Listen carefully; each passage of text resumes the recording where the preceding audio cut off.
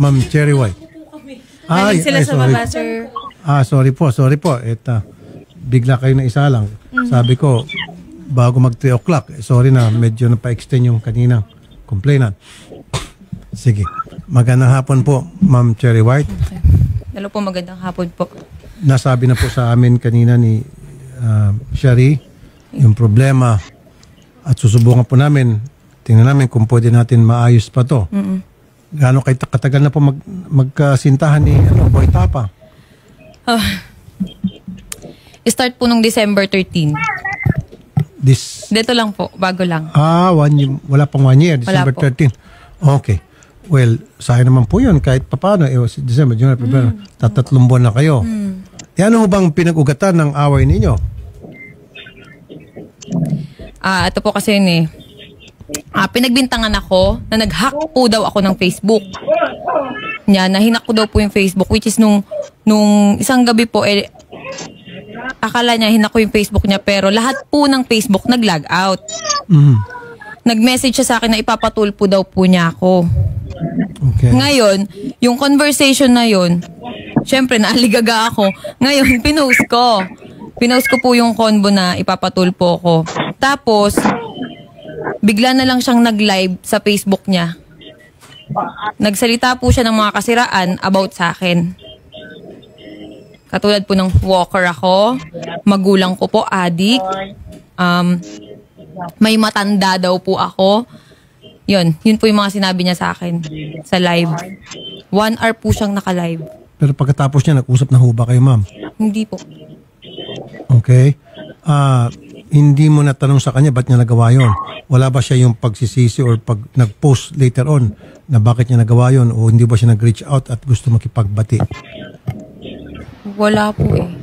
Bakit siya pang magpapatulpo Ayun nga po eh. Hindi ko maintindihan bakit ako pa ipapatulpo kasi may ebidensya daw po siya na pinapahack ko yung account niya, yung Facebook niya. Anong ebidensya pong hawak niya? Hindi ko po alam. Nung gabi po yun, lahat yun nag-log out yung Facebook.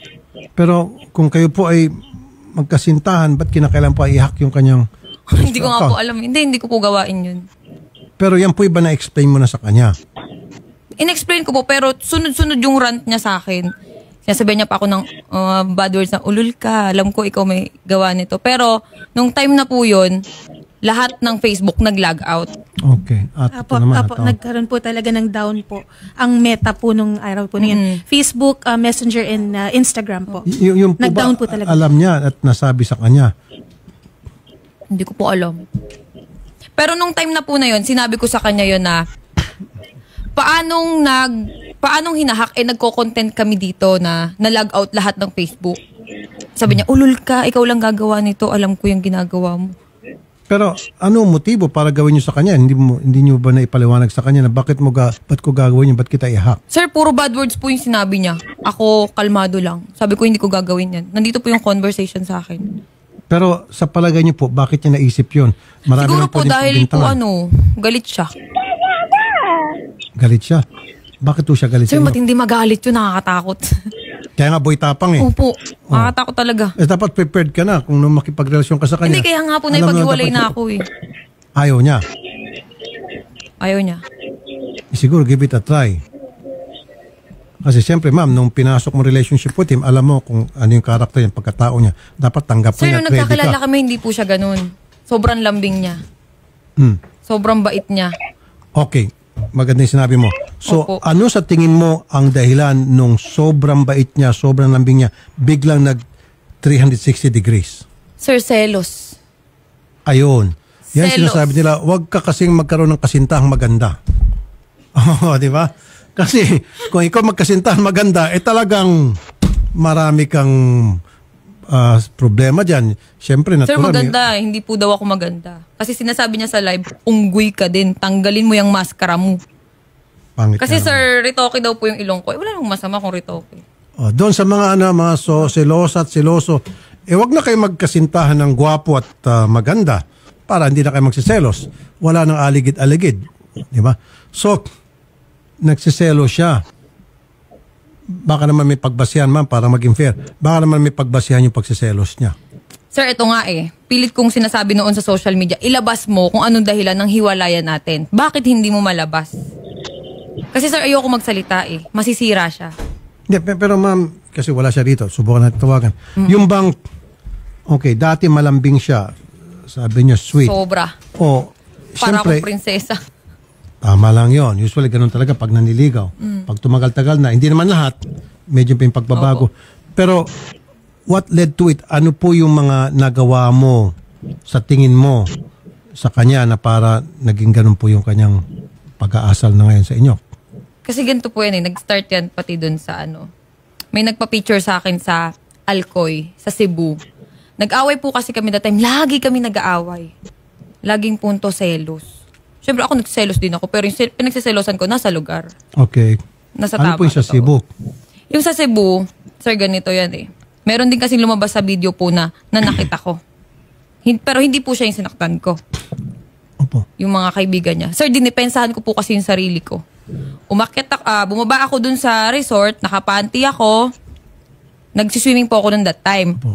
Tapos, pag akyat ko, galit na galit siya. Sabi niya sa akin, hinawakan niya yung kamay ko agad. Nakaganyan ako, sir. Hinawakan niya po yung kamay ko, tapos yung kaibigan niya, 4 na lalaki. Habang hawak niya ako, naka-video sila. Nasa kalsada po kami, may video ako. Nasa kalsada sila. Nakipag-sex ka doon? Ginaganyan niya ako. Nakipag-sex ka dyan sa baba? Anong ginawa mo dyan? Sabi ko, mga followers, nagpa-picture sa akin. Anong masama? Doon na siya na-trigger. Nagselo siya, yun. So, may nagpa-picture sa yung mga followers, pinagselosan niya po yun? Opo. Yung mga taga Cebu. Doon po sa lugar na yun. Natural lang po sa ating mga vloggers, mag-isiguro sa kanya, pag may nakikita mga followers nagpapapicture, hindi niya po naunawaan yun. Bakit wala ho ba nagpapapicture sa kanya? Madami din po.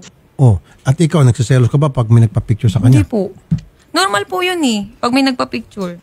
Kaso kasi yung point po na yun, naghiwalay na naman kami. Yung mga nagpa-picture sa akin, pinatagay ako. Dun sa may resort. Siyempre, katuwaan po kami, yun. Pag akyat ko, yun, nagalit na siya. Anong dahilan daw bakit si Boy Tapang, siya pa sana magpapatulfo? Anong sinasabi? Pinahack ko daw po yung account niya, kaya ipapatulpo niya ako. Okay. Nawala naman pong basihan. Okay. Kayo ba willing, ma'am, na pagbatiin ko na lang kayo? Hindi po. Ayaw mo na. Sayang naman po yung 3 buwan. Ay, hindi po. Hindi ako manghihinayang dun. Anong dahilan ba't nandito po kayo ngayon? Gusto ko po kasi sabihin sa kanya na kasi sa social media po tinitira na yung ko yung mental health ko talaga. May mga nagbabanta din. Tapos, hindi na ako makatulog ng maayos sa lahat ng sinasabi ng tao. Ganyan pala yung babaeng yan, may matanda. Kasi yung sinasabi niya pong matanda, tatay po ng anak ko yun. Na 40 years old plus. Yun yung sinasabi niya na matanda ako. Tapos ito Pero na, okay. Yung ba na isabi mo sa kanya bago kayo nakipagrelasyon sa kanya na ako ay merong anak at ang tatay nito ay alam niya po 40. yun. Okay. So dapat hindi niya na sinisingil siya yun. Dineklara niya yun sa kanya. Okay. So ano pa po yung kanyang hinaing?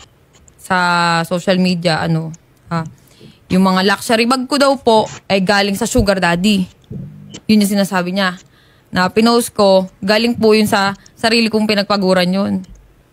Yun yung kasi may mga nagko-comment sa akin, yung bag mo galing naman siya sa sugar daddy mo. Siyempre, nasasaktan ako, sir. Yung mga ganun na, nadadamay din po yung anak ko sa mga comment. Kaya sabi ko, daanin, hindi po ako sumagot sa Facebook.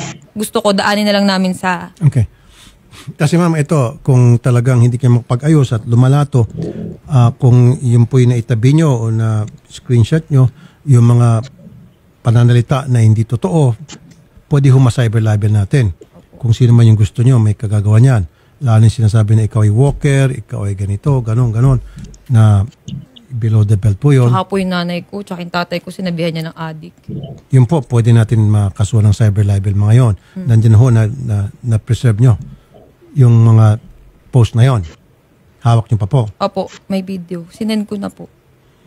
Pwede ho kayo mag-cyber libel kung tutuusin. Pero habang maaari sana maiwasan natin, mapagbati namin kayo. Hindi po mangyayari yun. Kilala ko yun Okay. So, at least kayo po yung nakapagsalita na sa amin. Pag siya'y pumunta rito, alam na namin kung anong gagawin. Siya nga pala, kanina pala, malala ko, yung lawyer po ni Boy Tapang gusto ata makipag-usap off-air. So willing ho ba kayo pagkatapos nito, pag-usapin naman kayo off-air. Sige Meron po. atang gusto sabihin yung lawyer. Siyempre, yung lawyer siguro, alam niya na pwede ka mag-cyber libel doon sa mga sinasabi mo. Pero ikaw ba walang sinasabing masasama kay Boy Tapang? Nagmura po ako kasi away namin yun eh. Nagmura po ako dun sa sa bahay ni Hindi, record. pero yung bang pinost nyo po na may sinabi kayong mga libelous, yung mga Ay, wala po. malisyosong mga panalita, wala. Walang cyber libel. Kasi sa alam inyo. ko po yung mangyayari. Kaya hindi po ako sumagot. Pero yung mga tao pong nagsalita ng mga hindi maganda laban sa inyo, paninirampuri, yun po, pwede tayo mag-cyber libel. Tutulong po kami. Okay? Sige po. Si Boy Tapang daw, mamaya na lang daw magsalita. Yung, may Actually, sir, panawagan? may post po siya sa Facebook 20 minutes ago kanina po. Kakagising ko lang, excited naman to. Kalmahan mo, alam ko, pangarap mo yan umabot sa Tulfo kagaya ng pag-utos mo kay Canada Girl dati. Asa na ang tawag, inihintay ko. Pero tinatawagan natin, sir, wala pong sumasagot po. Saan? Pupuntahan na lang daw po si Boy Tapang. Hindi niyo tinatawagan? Shari? Hindi po, tinatawagan po natin, sir. Ringing po, hindi po sumasagot, sir. Pero Yung mga nakausap staff po natin kanina yung lawyer, di ba? Opo, hindi po sumasagot. Tas kanina, ngayon po, cannot be reached na po. Yung number po na ibinigay po ni Ma'am Kasi nga, Cherry White. ayaw nga nila ng on-air. Ang gusto nila off-air. Yung lawyer. Yung lawyer daw po ang willing Yung lawyer daw po, makipag-usap. Ma'am Cherry White, willing na ata makipag-usap. So mas maganda kung lawyer, alam niya na anong pwede mangyari base doon sa mga sinabi mo na mga post. Actually, Sir Rapi, meron din po akong lawyer. Pwede din po siyang yun din yung makipag-usap. Lawyer to lawyer. Opo. Patay na, mukhang tumitindi na to. Habang maaari sana, kayong dalawa lang. Hindi po. Mas mabilis masolve yun kung kayong dalawa lang. Hindi Kasi na po pag lawyer kaya to lawyer, medyo ibang level Napahiya na yun. na po kasi ako sa social media eh. Wala nang Nadama yung anak ko eh. Walang pag-asa na magkabalikan Wala kayo. po. Naku. Ano pong mensahe nyo kay Boy Tapang? Wag ho kayo magsalita ng mga masakit. Alam ko po yun. Alam ko. Sige. Sir, kasi sa Facebook ko nga po, hindi ako nagsalita ng di maganda. Dito pa po kaya. Sige po, ano po yung mga gustong sabihin sa kanya? Nanunod po siya malamang kasi kinatbiris na po siya, pinatay niya yung cellphone. Ano po, ang gusto niyong ayan po, tingin sa camera. Mensahe niyo po sa kanya. Wala. Good luck. Yun lang. Good luck. Good luck sa'yo. Good luck sa atin. Yun lang po. Yun lang po. Siya yung woman of few words. Sige po. Well, good luck din po. Mamaya po, ma'am, siguro off-air ayaw nila. Subukan natin na on-air. So, lawyer mo, lawyer, pag-usapin natin. Sige, salamat ma'am at good luck po sa inyong dalawa. Sige po. Gandang hapon po. Yun. Thank you po. Kaya kayo dyan, huwag kayong umibig sa maganda at sa gwapo. Hanapin nyo yung pangit para wala na kayong problema. Hindi na magsaswangit ang mga mukha nyo. Totoo yan. Palang pinag-awain sa elo.